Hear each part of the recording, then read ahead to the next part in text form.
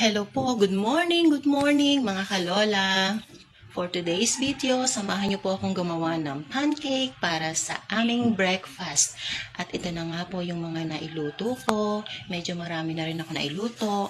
Ginamitan ko po ng butter, yung sa kawali, and then spread po uli natin ng mantikilya ang ating pancake para mas masarap. Para mag-blend po yung alat ng butter at saka po yung tamis ng ating pancake. Ayan po, napakasarap ng aming almusal ngayong umaga.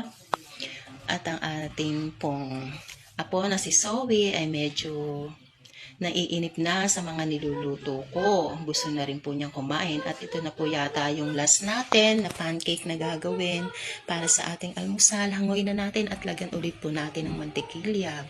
Ayan po. Tara na Zoe, kumain na tayo. Alam kong inip na inip ka na at si Papalo naghihintay na rin sa lamesa. Ayan po, syempre, hindi mawawala ang kape sa umaga at sa almusal. Talagang coffee lover tayo, mga kalola. Sarap na sarap po sila sa pagkain. Tanungin po natin si Zoe kung nasarapan siya sa luto kong puto kawali. Naging puto kawali, pancake. At si Papa naman, masarap ba Papa? Maluto kong pancake? Uy, sarap. Yan po mga kalola, nag-enjoy na po kami sa aming breakfast.